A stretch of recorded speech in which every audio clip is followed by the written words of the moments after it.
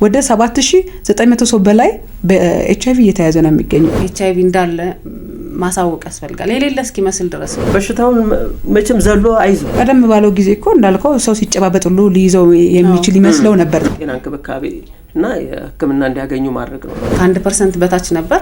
ነገ ደግሞ ስንት ፐርሰንት ሊሆን እንደሚችል ምንም እናቀው ነገር የለም። እንዴት ነበር ትምህርት ሲሰጥ የነበረው ኤችአይቪ ኤድስን በተመለከተ? ታስታውሱ እንደሆነ ማለባበስ ይቅር በጣም ይታወቁ የነበሩ ሙዚቃዎችን ያንተ ቤት ሲንኳኳ ይሰማል እኔ ቤት በጣም እየቀነሰ እንዲመጣም አድርጓል። ፌስቡክ ላይ ታይቷል። ፌስቡክ ላይ ምንም ነገር ጸጥ ነው ያለው። አንድ ለአንድ የሆነ መረጃ እንድታገኝ የሚያስችል የክበባት ሁኔታ ነበር። እንግዲህ አሁን 5 አመት ነው የቀረን 2030 ማለት አቅም እያናሳቸው መጥቷል። ብዙዎቹ እየዘጉ የሚወጡ አሉ።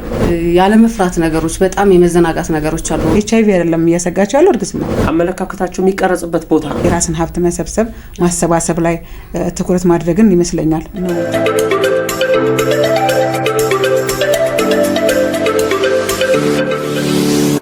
ጤና ይስጥልን እንዴት አመሻችሁ የፋና ፖድካስት ቤተሰቦች ሳምንታችሁ እንዴት ነበር? እንግዲህ ፖድካስት ፕሮግራሞቻችንን በተለያየ ጊዜ በተለያየ ቀን የተለያዩ ፕሮግራሞችን እያደረስናችሁ እንገኛለን።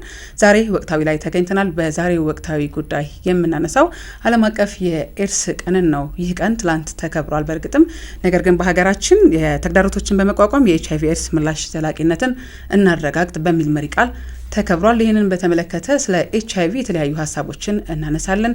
ከዚህም ጋር ተያይዞ በግንዛቤያችን ላይ እንደ ሀገራችን ያለውን ውጤትና እስካሁን ያለውን ሁኔታ በተመለከተ ሰፊ ሀሳቦችን እናነሳለን። ከባልደረቦቼ ጋር ነው እዚህ ስቱዲዮ የተገናኘ ነው። ቅድስት ዘውዱ እንደዚሁም ደግሞ ቴዎድሮስ ሳህለ አመለወርቅ ደምሰው በአብሮነት ቆይታ እናደርጋለን። እናንተም አብራችሁ እንድትሆኑ ከወዲሁ እንጋብዛለን። መልካም ቆይታ ይሆንላችሁ። እንዴት ናችሁ ባልደረቦቼ? አለን ይመስገን። ትላንት እንግዲህ ዓለም አቀፍ የኤድስ ቀን ተከብሮ ውሏል። በዚህም እንደ ሀገራችንም ይህ ቀን ተከብሯል። የተለያዩ ግንዛቤዎች ሲሰጡ ነበረ፣ ብዙ ሀሳቦች ሲነሱ ነበረ፣ በተለይም ከግንዛቤ ጋር ተያይዞ አሁንም እንግዲህ ኤችአይቪ ኤድስ አለና ይህንን በተመለከተ እስቲ ሀሳብ እናንሳ። ጥሩ እንግዲህ ኤችአይቪ ኤድስን አሁን የምናከብረው ቀኑ የሚከበረው ዓለም ኤችአይቪ ኤድስ ቀን በዓለም በአጠቃላይ ለ38ኛ ጊዜ ነው። በኢትዮጵያ ደግሞ ለ37ኛ ጊዜ ነው። እንግዲህ በየአመቱ ህዳር 22 ይከበራል። በአጠቃላይ በሽታውን በተመለከተ እንግዲህ አንድ በዓሎች ለምን የሚከበሩ ሲባል ያው ግንዛቤን ለመፍጠር ያለውን ሁኔታ ህዝቡ እንዲያውቀው ትምህርት እንዲደረግበት ትምህርት እንዲተላለፍበት እና የሚመለከታቸው አካል ስለ ጉዳዩ እንዲያውቁ እንዲጠነቀቁ እንዲማሩ የማድረግ ሀሳብ ነውና በዚህም አሁን በዚህ በዘንድሮ የኤችአይቪ ኤድስ ቀን እንግዲህ እንትኑ እንደምናየው መሪ ቃሉን ስናየው ተግዳሮቶችን በመቋቋም ኤችአይቪ ኤድስን ምላሽ ዘላቂነት እናረጋግጥ ነው የሚለው። እንግዲህ ተግዳሮቶች አሉ ማለት ነው። ብዙ የሚሰራ ስራ እንዳለ ያመለክታል ማለት ነውና የዘንድሮ እንግዲህ በዚህ ትኩረት ከተሰጠው የህዝብ የፐብሊክ ሄልት ኢሹ ነው ወይም ደግሞ የማህበረሰብ ጤና ቁልፍ ጉዳይ ነው ኤችአይቪ ኤድስ። እንግዲህ እንደሚታወቀው ታሪኩን ማየት ያለብን ይመስለኛል። 1980ዎቹ መጨረሻ በእኛ አቆጣጠር ጀምሮ ነው እንግዲህ በሽታው መኖር የታወቀው። ከዛ በኋላ እንግዲህ በጣም ከፍተኛ የሆነ የዓለም አቀፍ በተለይም ደግሞ በማደግ ላይ ያሉ ሀገሮች ኢሹ ነበር ወይም ደግሞ ትልቅ ጉዳይ ቁልፍ የጤና ጉዳይ ሆኖ ቆይቷልና እኛም እንግዲህ እስኪ እንትኖቹን እናንሳቸው ታሪኮቹን። እኛ ጋር ኤችአይቪ ኤድስ በከፍተኛ ትኩረት ተሰጥቶበት በርካታ ደረጃዎችን አልፏል። ሲጀምር አካባቢ በሽታው እንዴት በማህበረሰቡ ትምህርት ሲሰጥ እንደነበረ ወይም በሚዲያዎች በጤና ተቋማት ሲሰጥ የነበረው የትምህርት ትኩረቱ ምን እንደነበረ ማየት ይፈለጋል። ወይም ደግሞ እንዴት ነበር ትምህርት ሲሰጥ የነበረው ኤችአይቪ ኤድስን በተመለከተ ብለን ስናይ የተለያዩ ደረጃዎች አሉ። መጀመሪያ በሽታውን በተመለከተ ሲሰጥ የነበረው ትምህርት በሽታውን የያዙትን ሰዎች እንደ ክፉ ነገር እንደ መጥፎ ነገር ተደርጎ ነበር ሲሳል። በጣም የመገለል ነገሮች ነበሩ፣ አድሎች አሉ፣ የመገለል በቃ እርግማን እንደ ሰይጣን እንደ ሌላ ነገር የሚታይ ነበር። ሰዎች ያው አዲስም ስለሆነ ይመስለኛል ያው ስጋቱም ፍራቱም ስላለ ለማስጠንቀቅ ተብሎ የሚወራው ነገር ወደ ማስፈራራት ነበር። አይ በኋላ ነው ደግሞ ወደ ማስፈራራትም አሁን ሰው መጀመሪያ ሰዎቹ ላይ ትንሽ ሰዎቹን የማስፈራራት ማለት ሰዎቹ እንዲህ ናቸው መጠቋቆም ማግለል እንደ ክፉ አርጎ ወይም ደግሞ እንደ ጭራቅ አርጎ የመሳል ስራ አሰራር ነበር መጀመሪያ ሲጀምር።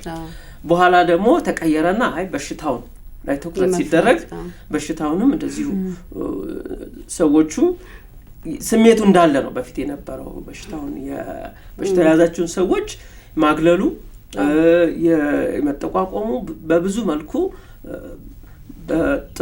በጥሩ አይን አለማየቱ ከፍተኛ ማህበረሰብ ጫና ፈጥሮባቸዋልና እንደዛም የግንዛቤ ለውጥ በሂደት ብዙ ስራዎች እየተሰሩ ሰው ያወቀ ትዝ ይለኛል ዘውዱ ታደሰ ይመስለኛል ተስፋጎ መስራች የነበረው ሰውዬ እሱ ነው እንግዲህ ዘውዱ መጀመሪያ ራሱን አጋለጠ። ከዛ በኋላ ቀስ እያሉ ሰዎች መጡ። አሁን በማህበረሰቡ ዘንድ ያለማመዱት በሽታው በምን መንገድ መከላከል እንደሚቻል ሰዎቹ በሽታውን መቼም ዘሎ አይዝም። እንደ ኮሮና አይደለም። ኮሮና እንግዲህ ታስታውሳላችሁ ኮሮና ያው ማት ያዝበት ነገር ነው በተነካኪ ነው። ግን መጀመሪያ ስትሰማው የሚፈጥረው ነገር ስላለ HIV ኤድስም ተመሳሳይ ነው። ሲመጣ መጀመሪያ የነበረው ስሜትና ኮሮና መጥቶ በራችንን ቤት ቁጭ በሉ ሲባል ታስታውሳላችሁ? ቆዝም ብለን ምናምን ከዛ የነበረው ግንዛቤ በደንብ እስኪጠራ ድረስ ትልቅ ችግር ተፈጥሯል ነበር። HIV ኤድስ መልካም ነገር ካለው ካልነካሽ አይነካሽም ወይም ካልነካ ነው አይነካንም የምንችለው ነገር ነውና በሽታውን ሰው ግንዛቤ እያዳበረ ሲመጣ ትምህርቱ ምኑ ከዛ ተቋማት ማህበራት መቋቋም ጀመሩ። HIV ያለባቸውን ሰዎች የሚደግፉ የሚተባበሩበት የሚደጋገፉበት በርካታ ፕሮግራሞችም ኤንጂኦዎችም በዚህ ጉዳይ ሰፊ ትምህርት ስራ ሰርተውበት በሽታው እንትን ሆነ እንደ ቀላል መታየት ተጀመረ ማለት ነው። ማለት ሲፈራ የነበረውን ነገር ሰው ግንዛቤ በደንብ ሲዳብር እንዴት መከላከል እንደሚችል አስፈሪ አልሆናል ማለት ሰው እንደ ድሮ እንደ ጭራቅ የሚስለውን ሰዎች የተያዙትን ሰዎችም ማግለሉ ቀርቶ አብሮ መስራት። እኔ የሰራሁበትን ትምህርት ቤት አለ HIV ፖዚቲቭ የሆኑ ህጻናቶች እንዲሁም ደግሞ ቤተሰቦቻቸውን በHIV ያጡ ህጻናት ያስተማርንበት ቦታ አለና ልጆቹ የተለየ ነገር የሚሆነው ከኖርማል ከሌሎች ልጆች ካልያዛቸው ልጆች ወይ ደግሞ ከኖርማል ትምህርት ቤት የሆነ ነገር ወድቀው ደም ሲደማ ነው ጥንቃቄ ማድረግ እንዳለብሽ ትዝ የሚልሽ እንጂ ሌላ ጊዜ ልጆቹ ምንም የተለየ ስሜት የለም። ሁሉም እንደ ማንኛውም ሰው ነው ትሪትመንት የሚሰጣቸው። ትምህርት ቤት ነው ትምህርት ይሰጣቸዋል እንደ ኖርማል ተማሪዎች ነው። ምንም የተለየ ነገር የለው። ልዩነቱ ቫይረሱ ያለባቸው አሉ የሌለባቸው አሉ እና እንዳይተላለፍ እስከዚህ ድረስ በሽታውን አወቅ ነው። ስናውቀው ደግሞ መጠበቅ መከላከል ነው እንጂ ያን ያክል ያዘውን ሰው መፍራት ማግለል መጥፎ ስሜት መሰማት ወይ ሌሎች ነገሮች አይደሉም የተከሰቱና መጀመሪያ አካባቢ የነበረው ስሜት ይሄ ነበር። አሁን እኛ ነፍስ ያወቅንበት የተማርንበት 90ዎቹ አካባቢ ካስታወሳችሁ በጣም ክበባት ሁላ ነበሩ በየትምህርት ቤቶች በክበባቱ የመሳተፍ ነገር ድራማ የመስራት ማለት ይሄ ኪነ ጥበብ እንትኑ ራሱ በጣም ትልቅ አስተዋጽኦ ነበር። ፊልሞች የሚሰሩት ግጥሞች በቃ ኤቭሪቲንግ ከዚህ ከኤችአይቪ ጋር የተያዘ ነገር በጣም ተሰርቶ ነበር እና እንዳልከው መጀመሪያ አካባቢ የማስፈራራቱ ነገር የሆነ ሆረር አድርጎ የሆነ ምስል የመፍጠሩ ነገር ምናምን ነበረ። ያው ሂደት ነው እንዳልከው ነው። ኮሮናም ላይ ሲመጣ ነበርና ሂደት ስለነበር ግን እነዚህ ግብረሰናይ ድርጅቶች የኪነ ጥበብ ባለሙያዎች የጤና ተቋማቱ እና በመስራታቸው በቅንጅት በመስራታቸው የግንዛቤ ማስጨበጡ ላይ ትልቅ ስራ በመስራታቸው በሂደት ምን እየሆነ መጣ እንዴት መከላከል እንደምንችል እንዴት ነው ልንይዘው የሚገባ እንዴት ነው ማግለሉ ነው ራሱ አብረን ኤችአይቪ በደማቸው ውስጥ ያሉ ሰዎች ጋር እንዴት ሆነን ነው አብረን መኖር ምንችለው ኮሙኒኬት ማድረግ ምንችለው የሚለውን ነገር እያቀለለው መጣ። ይሄ በጣም አሪፍ ሂደት ነበረ። በ2010 ድረስ አካባቢ ጥናቶች እንደሚያመለክቱት በጣም እየቀነሰ እንዲመጣም አድርጓል አስተዋጽኦ አድርጓል። ግን ደግሞ አሁን ከዛ በኋላ እየመጣ ያለው ነገር ይሄ ወደ መዘናጋቱ የመምጣት ነገር መጣ እንጂ እስከዛ ድረስ ያለው ጥሩ ነበር። አንደኛ ውጤትም አምጥቷል። ከአንድ በታች ፐርሰንት በታች እንዲወርድ አድርጓል። ትልቅ እንትን ነበረውና ያ ነገር ይሁን እንዴት እንደሆነ አላቅም። ከዛ በኋላ ግን የመዘናጋቱ ነገር አለ። እንደገና እኛ አሁን ከኛ በላይ የሚያሉ በእኛ እድሜ የሚያሉ ሰዎች ስለ HIV ያላቸው ግንዛቤ የተሻለ ነው። አሁን ካሉት ወጣቶች ይሄ በ10 ቤትና 20ዎቹ መጀመሪያ ላይ አካባቢ ያሉ እንትኖች የመተላለፍ ነገር ያለ ይመስለኛል። ምክንያቱም ግንዛቤውን የኛን ያህል አልተሰጣቸውም፣ አልፏቸዋል፣ ይታወቃል ተብሎ ትንሽ ችላ የመባል ነገሩም ስላለ እና አሁን የማያውቅ ሰው ሁላ ይኖራል ብዬ ገምታለሁ ነው። በቃ ማለት በደንብ ኢንፎርሜሽኑ ስለ በቃ ኢንፎርሜሽኑ የማይኖረው ሰው ይኖራል ብዬ ሁላ እስከ መገመት ደርሻለሁ። ይሄንን ያሰብኩት ምንድነው እየሆነ ያለውን ነገር ስለምናይ ነው። ያለ መፍራት ነገሮች በጣም የመዘናጋት ነገሮች አሉ፣ ወደ በኋላ ላይ በዝርዝር እናነሳቸዋለንና ከዚህ አንፃር መፍራቱ እንትን ማለቱ ኖርማል ነው ማለት መጀመሪያ ላይ እንደዛ ይከሰታል። እንደዛ ሆኖ በኋላ ላይ ግን የተደረገው በተለያዩ ባለድርሻ አካላትን ባደረጉት እንትን ውጤት መጥቶ ነበረ። እንደ ጋዜጠኛ የምንታዘበው መዘናጋት ነገሮች እንዳሉ ነው። አዎ ፐብሊክ ስፔስ ላይ አሁን ያለችው ነገር እንግዲህ ፐብሊክ ስፔስ ላይ እንደዚህ ሚዲያዎች ላይ በፊት የነበሩ ፕሮግራሞች ነበሩ፣ ሬዲዮ ፕሮግራሞች ነበሩ፣ ቴሌቪዥን ፕሮግራሞች ነበሩ። ሚዲያዎች በደንብ በሰፊው ሽፋን ይሰጣል። ቅድም እንዳልሽው በየሃይ ስኩል እኔ በዩኒቨርሲቲው ላይ HIV ኤድስ ክበቦች ነበሩ። ሃይ ስኩልማ በደንብ እንትን ያለ ነበርና ርዕሰ ጉዳዩ በደንብ ይወራበት መኖሩ በደንብ በየጊዜው እንዳትረሹ የሚያደርጉ ፐብሊክ ስፔሱ ላይ ስለ HIV ኤድስ በደንብ ይወራ ነበር። በተለይ ሃይ ስኩሎችን በደንብ ማንሳት እንችላለን። አብዛኛው በተለይ የሴክሹዋል የሆኑ ነገሮች የሚጀመሩበት እድሜ ጋር የነበሩት የክበባት ስራዎች እጅግ በጣም ቀላል አይደሉም። ሚኒ ሚዲያም ሆነ የሃይ ስኩል አካባቢ ያሉት የዚህ የክበባት ስራ ቀላል አልነበረም። ጸረ ኤድስ መረጃ ነው ዋናው ነገር። መረጃ ሲኖር አንድ ነገር የስነ ተዋልዶ ጤናንና እንደዚሁም ስለ HIV ኤድስ ግንዛቤ የሚኖርህ የነበረው አብዛኞቹ ላንተ ቅርብ በሆነ መንገድ ነው አይደል? እርግጥ ነው በቴሌቪዥን በሬዲዮ የተለያዩ ሜንስትሪም ወይም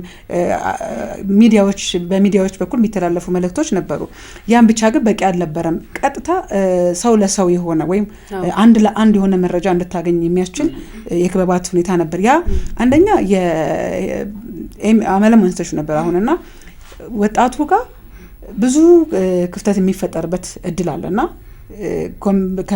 ግንኙነት ማድረግ የሚጀምሩበት እድሜ ነው። በዛ እድሜ ደግሞ ማወቅ ያለባቸውን ነገር ማወቅ አለባቸው። እንዴት መከላከል አለባቸው፣ እንዴት ይያዛሉ፣ እንዴት ሲዘናጉ ነው በቫይረሱ እንዲያዙ የሚችሉት የሚሉትን ነገር ቀጥታ በድራማም እንደዚሁም ደግሞ ሙዚቃዎች ነበሩ። ታስታውሱ እንደሆነ ማለባበስ ይቅር በጣም ይታወቁ የነበሩ ሙዚቃዎችን ያንተ ቤት ሲንኳኳ ይሰማል እኔ ቤት እንደዚህ አይነት ጥልቅ መልእክት ሊያስተላልፉ የሚችሉ የኤችአይቪ ላይ የተሰሩ ሙዚቃዎች፣ የሚሰሩ ድራማዎች፣ ማስታወቂያዎች ቀላል ተጽዕኖ አይደለም ያላቸው። ቤት ለቤት እየሄዱ መናገር የሚችሉ ነበሩ። ቀደም ባለው ጊዜ እኮ እንዳልከው ሰው ሲጨባበጥ ሁሉ ሊይዘው የሚችል ይመስለው ነበር፣ የሚፈራበት ጊዜ ነበርና ያ አይነት ነገር ያ አይነት የግንዛቤ መድረክ እኔ አስታውሳለሁ። የጸረ ኤድስ ክበባት ላይ አንደኛ ራስን ክህሎትንም ያዳበርክ የምትመጣበት፣ ለራስ ግንዛቤ የምትፈጥርበት፣ ለትውልድ ደግሞ ተሻጋሪ እውቀት የምንጋራበት የነበረበት መድረክ ነበር። እነዛ ነገሮች ከጊዜ በኋላ እየደበዘዙ አሉ። አሁንም በእርግጥም ክበባት የተለያዩ ናቸው። ኤችአይቪ ላይ የሚሰሩ አሉ የሚለው ነገር ጥያቄ ምልክት ይቀመጥ። እየሰሩም ካሉ በምን ያክል ደረጃ አስታውሳለሁ። በሳምንት 2-3 ጊዜ የተለያዩ ስብሰባዎች ነበሩ፣ ውይይቶች ነበሩ፣ ግልጽ ውይይቶች። እንደውም ግልጸኝነትን ሰዎች ይሄ የስነ ተዋልዶ ጤናም ስለ አባላዘርና የተለያዩ የጨብጥ በሽታ እንደዚሁም ደግሞ ኤችአይቪን በደንብ ልንገነዘብ የቻልንበት ጊዜ ያ ነው። በዛ ጊዜ የነበረ የትውልድ ቀረጻ አሁን ላይ አለ ወይ? አሁን ላይ የትውልድ ጋፕ አልተፈጠረም ወይ? ስለ ኤችአይቪ ጥልቅ መረጃ ያለው አዳጊ አለ ወይ? አሁን የ20 ዓመት በዛን ጊዜ 5-6 ዓመት ወይም 4 ዓመት የነበረ ህፃን ስለ ኤችአይቪ ምንም እውቀት የሌለው ሰው አሁን 20 ዓመት 21 ዓመት 22 ዓመት እየሆነው ነው የሚገኘው። አሁን ባለው መረጃ ደግሞ ወደ በአመት እንኳን 24-25 እንደ ኢትዮጵያ ያለው ጥናት የሚያመላክተው ወደ 7900 ሰው በላይ በኤችአይቪ እየተያዘ ነው የሚገኘው። ይሄ አዲስ መረጃ ወይም አዲስ አሁን ባለው ማለት ነው። ስለዚህ አሁንም የመረጃው ክፍተት ያለው እየተዘናጋ ያለ ማህበረሰብ አለ። የማህበረሰብ የጤና ችግር ነው፣ ችግርነቱን አልተወም ማለት ነው። ስለዚህ ችግር መሆኑን እስካላቆመ ድረስ መሰራት የነበረባቸው ልክ ቀደም ሲል የማንቃት የማስገንዘብ ስራዎች አሁንም መሰራት እንዳለባቸው አመላካች ናቸው። በምን እንደሚተላለፍ ይሄ እውቀቱ ጠፍቶት ነው ወይ እንዲያርጎት ነው ወይ ስለ ኤችአይቪ ዛሬ አዲስ ሆኖ ነው ወይ የምታነሱት የሚል ሰው ሊኖር ይችላል። አዎ አዲስ ሆኖ ሳይሆን ግን ደግሞ መረጃው የሌለው አሁንም በጣም ሰፊው ማህበረሰብ የሚሸፍን ወጣት አለ፣ አዳጊ አለ። በወጣቱ ማህበረሰብ በወጣቱ ክፍል እኮ አሁን በተለይ ወደ 4000 ከ7000 ወደ 4000 የሚሆነው እኮ ከ25 ዓመት በላይ ያለው ነው። ከዛ በታች ነው ያለውን ደግሞ ከ17 እስከ 19 ያለውና ከዛ በታች ያለው ትውልድ ነው እየያዘ የሚገኘው ነው። አሁን ሴቶችና ወጣቶች ናቸው የሚል ነበር ያየሁት መረጃ የሚያሳየው። የበሽታው በብዛት የሚተላለፍባቸው ለዚህኛው የህብረተሰብ ክፍል ነው ብሎ ቫይረሱ የያዛቸው የሚገኙት በደማቸው ውስጥ እየተገኘ ያለው እነዚህ ወጣቶች ናቸው። ያ ለምን ሆነ ሲባል የግንዛቤ ችግር ነው። ከወሊድ መቆጣጠሪያ ጋር ተያይዞ እናንሳው ቅድም ኦፍሪካድ ስናነሳ ነበር። አሁን እንደውም ቅድም ያነሳሽው የ7000 የሚለው በአመት የሚያዘው እሱ ላይ አንድ ሀሳብ ብጨምር ደስ ይለኛል። ምክንያቱም በኢትዮጵያ የትራፊክ አደጋ በአመት የሚገለው በትራፊክ አደጋ የሚሞተው ሰው ቁጥር ተቀራራቢ ነው ከአሁን በኤችአይቪ ከሚያዘው ሰው ቁጥር ጋር ማለት ነው። እና ለትራፊክ አደጋ እንግዲህ በአገራችን 1 ሚሊዮን አካባቢ ነው የመኪና ቁጥር። ግን በዚህ መኪና ቁጥር እየሞተ ያለው ሰው ትንሽ ነው። በዚህ እየሞተ ያለው ሰውና ከፍተኛ አደጋ፣ ቀላል አደጋ፣ ከባድ አደጋ ወይ ንብረት ጉዳት የሚደርሰው ምናምን ሲደመር ብዙ ነው። በኤችአይቪ ኤድስም ጉዳት የሚደርስባቸው ሰዎች ደግሞ ቫይረሱም በደማቸው ውስጥ የሚገኝባቸው የሚያዙ ሰዎች ቁጥሩ በተመሳሳይ ነው። ያ ማለት የፐብሊክ ሄልዝ ጉዳይ ነው ማለት ነው። ኢሹ ነው አሁንም ድረስ ማለት ነው። እና ለትራፊክ አደጋ በተለያዩ ሜንስትሪም ሚዲያም ይሁን አሁን በመጡት ኒው ሚዲያ የሚባሉት ዲጂታል ፕላትፎርሞች እየተሰጠ ያለው ግንዛቤ ማስጨበጥ፣ መረጃ መስጠት፣ አደጋውን አስከፊነት የማሳየት የማሳሰብ የማስተማር ስራ በጣም ሰፊ ነው። አይታችሁ ከሆነ በሶሻል ሚዲያ በየጊዜው ይሄንን ትኩረት አድርገው የሚሰሩ ገጾች ሁሉ አሉ። ኤችአይቪ ኤድስ ላይ ስንመጣ ግን እስኪ ትላንትና ምን ላይ አይታችኋል? አሁን ቲክቶክ ላይ ታይቷል፣ ፌስቡክ ላይ ምንም ነገር ጸጥ ነው ያለው። ብዙ የሰማንበት አጋጣሚ የለም። ብዙ የሰማንበት ልክ እንደ አደጋው ክብደት በአመት 1 ቀን ነው የሚከበር ኤችአይቪ ቀን።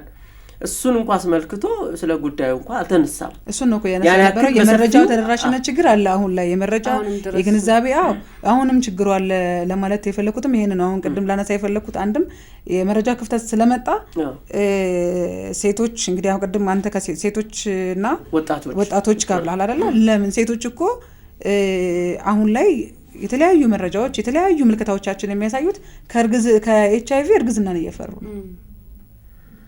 እርግዝናን ፈርተው ልቅ የሆነ ግንኙነት ስላለ የቅድመ ወሊድ መከላከያ ይወስዳሉ። ከግንኙነት በኋላ የሚወሰዱ የድንገተኛ መድኃኒቶችን ይወሰዳሉ፣ በብዛት ይወሰዳሉ። አሁን እየወጡ ያሉ መረጃዎች በጣም ያስፈራሉ። ይህ የሆነው ምክንያት ደግሞ ኤችአይቪ አይደለም እያሰጋቸው ያለው እርግዝና ነው። ግን ልንሰጋበት የሚገባው የቱ ነው የሚለውን ነገር ስትመጣ ይሄ የመረጃ ክፍተት ነው ወይንስ ምን አይነት መዘናጋት ነው፣ ምን አይነት ችላ ባይነት ነው የሚል ጥያቄ በራሱ ያስነሳልና ሊያስፈራን የሚገባው የቱ ነው? የቱ ላይ ነው ጥንቃቄ ማድረግ የሚገባን? ልቅ ግንኙነቱ ማድረጉ ነው ወይንስ ደግሞ እርግዝናውን መከላከሉ ነው? በኋላ ላይ ለሚመጣው ሁለቱንም በአንድ ጊዜ መከላከል የምችልባቸውን እድሎች ዘግተ ከዛ ያለፉ ወይም ከዛ ራስን ለአደጋ አጋልጠ ራስን ለችግር አጋልጠ ችግር ውስጥ መግባቱ ይሻላል የሚለውን ነገር በደንብ ልናነሳው ይገባል ብዬ አስባለሁ። ምክንያቱም ክፍተት አለ። እውነት ነው። አሁን ቅድም አንስተናል። ይሄ የኤችአይቪ ኤድስ የጤና ስጋት በማይሆን ደረጃ እስከማድረስ ድረስ በሀገር አቀፍም እንደ በዓለም አቀፍ ደረጃም ታቅዶ ነው እየተሰራ ያለውና እንደዚህ እየተሰራ በ2030 ዜሮ እስከማድረስ ድረስ ሁላ ታቅዷል። እንግዲህ አሁን 5 አመት ነው የቀረን 2030 ማለት አሁን 2025 ላይ ነው የምንገኘው። ነገ ነው በየአመቱ ይሄን ያህል ቅድም የጠቀሹ ያህል ቁጥር የመያዝ እድሉ ካለ የማንቃት ስራው አስፈላጊ ነው ማለት ነው። ይሄ ምንም ማንም ሰው እንዲሁ እንትን ሊለው የሚችል ነገር ነው። የማንቃት ስራ ያስፈልጋል። ወጣቱን ማንቃት ያስፈልጋል። ኤችአይቪ እንዳለ ማሳወቅ ያስፈልጋል። የሌለ እስኪመስል ድረስ ነው። አንዳንዴ እንዴት ነው ጠፍቷል እንዴ ብለው ሊያስቡ ይችላሉ። እኛ እንኳን ግንዛቤውን የማግኘት እድሉ ያለን ሰዎች እንኳን እንዴት እንዲሆነ ብለን እስክናስብ ድረስ ሆኗልና ለነዚህ አሁን እንግዲህ አብዛኛው ወጣት ከ20 ወጣቱ ነው የሚበዛው በቁጥር አይደለ በሀገር አቀፍ ደረጃ። ስለዚህ ይሄን ያህሉ ቁጥር መረጃ ያስፈልገዋል፣ መንቃት ይፈልጋል እና እንግዲህ ባለድርሻ አካላት ድሮ የሚሰሩ የነበሩ የጤና ተቋማቱም እነዚህ የበጎ አድራጎት ግብረሰናይ ድርጅቶችም አንቂዎችም አሁን በተለያየ መንገድ የሚያነቁ ሰዎች አሉ፣ ግለሰቦችም ጭምር ይሄን ነገር ትኩረት ሰጥተው ቢሰሩ ጥሩ ነው ብዬ ነው እኔ የማስበው። ምክንያቱም ነገርየው ከፍ እያለ የመምጣት ነገር ነው። አሁን ከ1% በታች ነበር፣ ነገ ደግሞ ስንት ፐርሰንት ሊሆን እንደሚችል ምንም የምናውቀው ነገር የለም። አዎ እንግዲህ በፊት አሁንም አነጻጸር ያስፈልገናል። እንግዲህ ቀድሞ የነበረው በሽታውን የተመለከቱ ጉዳዮች ሲሰራባቸው የነበሩ ከእድር እቁብ ጀምሮ ነው። ከታች ጀምሮ በታች ግራስሩት ሌቭል ህብረተሰቡ ስለ በሽታው ግንዛቤ፣ ትምህርት ቤቶች ዋና ዋና የሚባሉ ትኩረት የሚገባቸው አሁን ወጣቶች ገና በሃይ ስኩል አካባቢ ያሉ ልጆች ምንድነው ቀደም እንዳነሳ ነው አመለካከታቸው የሚቀረጽበት ቦታ ነው። ወደ ከፒበርት የሚባለው ደግሞ ከቅድመ ጉልምስና እድሜ ወደ ጉልምስና የሚሸጋገሩበት ወቅት ነው እና ያንዛን ጊዜ በመረጃ ላይ የተደገፈ ውሳኔ በህይወታቸው እንዲወስኑ ስለ በሽታው እውቀት እንዲኖራቸው ስለሚያስፈልግ ነው። ክበባቶች ስነ ተዋልዶና የአባላዘር በሽታዎችን የተመለከቱ ብዙ ስራዎች የሚሰሩት ኤንጂኦዎችም በዚሁ ደረጃ ነው ሲሰሩ የነበሩት ተቋማቶቹ። አሁን እነኚህ ነገሮች እየቀነሱ መጥተዋል። የዓለም አቀፍ ትሬንዶቹ ስናይ ኤችአይቪን በአጠቃላይ እርዳታ የሚባለው ነገር አሁን ቀንሷል። አሁን በወቅቱ እንደምናውቀው ትልቁ የአፍሪካ ውስጥ በጤናና በተለያዩ ሰብአዊ እርዳታዎች ላይ ድጋፍ ሲያደርግ የነበረው የዩኤስአይዲ እንግዲህ በአዲሱ የዶናልድ ትራምፕ አስተዳደር እርዳታዎቹ ሙሉ ለሙሉ አቋርጧል። በዚህ ምክንያት ብዙ ቦታዎች ላይ በአፍሪካ በዓለም አቀፍ ደረጃ የሚሰሩ በዚህ ጉዳይ የሚሰሩ አካላት ኤንጂኦዎች አቅም እያነሳቸው መጥቷል። ብዙዎቹ እየዘጉ የሚወጡ አሉ ከተለያዩ ሀገሮች ማለት ነው እና ኤችአይቪ ኤድስ ላይ በቀጥታም በተዘዋዋሪ የእንደዚህ አይነት እና መሰል እርዳታ መቀዛቀዞች መቀነሳቸው የራሱ የሆነ አስተዋጽኦ አለው። በደንብ አንድም ተግዳሮት ተደርጎ የተነሳው እንደ ሚኒስቴሩ ወይም እንደ ጤና ሚኒስቴር ያሉ መረጃዎችን ስንመለከት ትልቁ ተግዳሮት የሆነው የመረጃ ተደራሽነት ወይም የግንዛቤ ፈጠራ ላይ እየተሰሩ የነበሩ ስራዎችን ያቀዛቀዘው የድጋፍ መቀዛቀዝ ነው። የተለያዩ ዓለም ሀገራት በተለይ እንደዚህ የቫይረሱ ስርጭት ሰፋ ብሎ በነበረበት ሰዓት የተለያዩ ድጋፎችን ያደርጉ ነበር። እነዚህ የገንዘብ ድጋፎች በራስ አቅም መተካት ካልቻሉ ድጋፎቹ ሲቆሙ የኛም ስራ ቀጥ ብሎ እንዲቆም እያደረገ ያለ እስኪመስል ድረስ ነው እየሆነ ያለውና ስለዚህ እነዚህን ተግዳሮቶች መቋቋም ሲባል አንድም ይሄንን ሀብት የራስን ሀብት መሰብሰብ ማሰባሰብ ላይ ትኩረት ማድረግን ይመስለኛል ነውም ጭምር። ምክንያቱም በራስ ሀብት መንቀሳቀስ ስትጀምር የራስን ሀብት ማምጣት ስትጀምር ቀደም ብሎ ሲሰሩ የነበሩ የማነቃቃት ግንዛቤ መፍጠር ስራዎችን ለመስራት አስቻይ ሁኔታዎች ይፈጠራሉ። እነዚህ ከተቻለ ደግሞ በተለይ ደግሞ የስርጭቱ በስፋት ይታይባቸው ከአማካይ እንደ ሀገሪቱ ካሉት ስርጭቱ በስፋት ያለባቸው አማካይ በተለይ እንደነ ጋምቤላ፣ ሀረሪና በተለያየ ምክንያት ነው እንግዲህ ተጋላጭ የሆኑ ቦታዎች አሉ። በተለያየ ምክንያት የስራ ሁኔታው የከተሜነቱ መስፋፋት ጋር ተያይዞ ተጋላጭ ሁኔታዎች አሉ። እንግዲህ ረጅም ጉዞ የሚደረግባቸው አካባቢዎችን ጨምሮ ደግሞ ወጣ ያሉ እንደነ ጋምቤላ ያሉ አካባቢዎች ስርጭቱ በተለይ እንግዲህ ከግንዛቤ አንጻር ነው እዛ አካባቢ። ሌላው ጋር ደግሞ ይለያያል። ከከተማም ገጠርና ከተማ ልዩነት እንዳለው ሁኔታዎቹ ራሱ የተለያዩ አጋላጭ ሁኔታዎቹ በጣም የተለያዩ ናቸው። የስራ ቦታዎች ላይ ፕሮጀክቶች ያሉበት የኮንስትራክሽን ፕሮጀክቶች ሊሆን ይችላሉ፣ ማዕድን ማውጫዎችን ምናምን ሊሆን ይችላሉና የሚስፋፉባቸው ይበልጥ እንደዚህ ግንዛቤ ማግኘት ያለባቸው ቦታዎች ላይ እና ተጋላጭ ህብረተሰብ ክፍሎች የሚባሉ ተጋላጮቹ ስላሉ አሁንም ስራዎች እንዲሰሩ ያስፈልጋል ማለት ነው። ስለዚህ አንዱ ተግዳሮት የሆነው የሀብት ችግር ነው ወይም ደግሞ የድጋፍ መቋረጥና መቀነስ ነው። ይህንን መቀዛቀዝ እንዳልከው ትላንትና መስማ ምንም ስለ ኤችአይቪ ሳንሰማ እንግዲህ ችግሩ ያለባቸው ቦታዎች ወይም ተጋላጭ የሆኑ ቦታዎች እንኳን እንደዚህ እስኪረሱት ሆኖ መረጃዎች ሳይተላለፉ ሲቀር ወይም ሲያንስ አልተላለፈም ማለት አንችልም። እኛ ላየንም ማለት በርግጥ ግን ብዙዎች ጋር ተደራሽነት እኛም ለመጋበዝ ሙከራ አድርገን ነበር ስላልደረሱልን ነው ባለሙያዎች ከጤና ሚኒስቴር። በደንብ ዞሮ ትኩረቱ ቀንሷል። እንደ ፐብሊክ ሄልዝ ኢሹ እንደመሆኑ የህብረተሰብ ጤና ጉዳይ እንደመሆኑ የተሰጠው ትኩረት ቀንሷል። እንደውም ሌሎች ሚዲያ ስፔሶችን ስንጠቀምባቸው የነበረው ምንም ብዙ የሚያናክል የጎላ ማህበረሰብ አስተዋጽኦ ለሌላቸው ጉዳዮች የሚውለው ማህበረሰብ ሶሻል ሚዲያ ራሱ በሌላ ጉዳዮች ነው ተጠምዶ ያለው። ይሄ ትልቅ የፐብሊክ ሄልዝ ኢሹ ሆኖ ሳለ ማለት ነው። ስለዚህ እሱ ነው አሁን የህብረተሰብ ጤና ችግር አይሆንም ወይም እንዳይሆን እናደርጋለን ከተባለ እነዚህን ስራዎች አልቆምም። ቅድም ስለ ትራፊክ አደጋ ምሳሌ አንስተ ነበር። ትራፊክ አደጋ ሁሌም ያለ ሊቀጥልም የሚችል ነው። ማቆም የምትችለው ነገር ሆኖ ሊገኝ አይችልም። ምክንያቱም አጋጣሚዎቹ ሁኔታዎቹ ዜሮ ማድረጉ አስቸጋሪ ሊሆን ይችላል። ልክ እንደዚህ ሁሉ ይሄ ግን ዜሮ ልታደርግ የምትችልበት አጋጣሚ ሰፊ ነው። የግንዛቤና የተለያዩ ስራዎችን መስራት የሚጠይቅ ጉዳይ ስለሆነ ማለት ነው። ቁጥሮቹንም እናንሳቸው። አሁን ጤና ሚኒስቴር እየሰራባቸው ያሉት 395ቶች የሚሉትን 390ቶች በትክክል 395ቶች ደግሞ ከዚህ ከቫይረሱ ጋር ተጋላጭ ከሆኑ ወይም በቫይረሱ የሚያዝ እድል ካላቸውና ከተያዙ በኋላ ያሉ የሕክምና ጉዳይ ቅድም ያነሳ ነው እኮ እሱን የሚገልጽ ነው። በተለይም እንደ ሀገር እንደ ዓለም ተስማምተን እየሰራንበት ያለው ነገር በ2030 ይህንን የህብረተሰብ ጤና ችግር እንዳይሆን ማድረግ አይደል? አንዱ ማድረጊያውን የሚያረጋግጡት ነገሮች እነዚህ 95ቶች ተብለው ያሉ አላማዎች ናቸው። እነሱን ግቦች ለማሳካት ደግሞ መሰራት አለባቸው። አንዱ ምርመራ ነው። በምርመራ 95% ድረስ 95% ድረስ መሄድ ነው። ደግሞ HIV ኤድስ በደማቸው ውስጥ ያሉ ሰዎች ያለባቸው 95% የሚሆኑት ተመርምረው እንደሌለባቸው እንትን መኖር አለመኖሩ እንዲያውቁ ማለት ነው። እንደ ሁላችንም መመርመር አለብን። በነገራችን ላይ አሁንም እቺ 95 እንመለስባታለን ማወቅ አለባቸው ነው ያዛቸው። እቺ 95 እንመለስባታለን። ታስታውስ እንደሆነ ጋብቻ ለመፈጸም ሽምግልና ይላካል በሀገራችን ባህል አይደለ? ያኔ እኮ አንዱ የሚጠየቅ የነበረው የሀብት የገንዘብ ጉዳይ አልነበረም በሰዓቱ። HIV የምርመራ ውጤት ይቅረብል የምሬ ነው ይቀር ይባላል። ይሄ አሁን አንዱ ለወላጆች ለልጆቻቸው ጤንነት ይጨነቃሉ። እንደገና ደግሞ ተጋቢዎች ራሱ ለዚህ ጉዳይ ሊጨነቁ ካልቻሉ እንደ ቤተሰብ ይሄንን ነገር ማሳሰብ። አንዳንዴ የፍቅር አጋርሽን አላምንም ያለመተማመን አይነት ስሜት የሚገነቡ ሰዎች ካሉ በቤተሰብ አስገዳጅነት ትመረመሪያለሽ።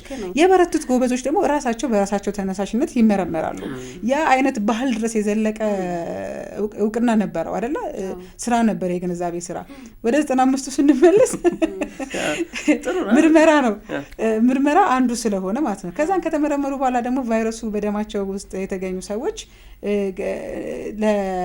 የጸረ HIV ሁለተኛው 95 ማለት ነው እንዳልሽው ነው። የመጀመሪያው HIV ቫይረስ በደማቸው ውስጥ ኖሮባቸው ግን ተመርምረው ያላወቁ ሰዎች ሊኖሩ ይችላሉና እነዚህ ሰዎች እንዲመረመሩ ማድረግና እንዲያውቁ ማድረግ ነው። ሁለተኛው 95 እንዳልሽው HIV ኤድስ ከተመረመሩ በኋላ በሽታው የሚወሰዱ መድኃኒቶችን እንዲያገኙ ማድረግ ነው። የጤና እንክብካቤ እና የሕክምና እንዲያገኙ ማድረግ ነው። ምክንያቱም አሁን የተለያዩ በሽታውን ከቫይረሱ ጋር ቫይረሱ ደማቸው ውስጥ የሚኖሩ ሰዎች የሚወስዷቸው መድኃኒቶች አሉ።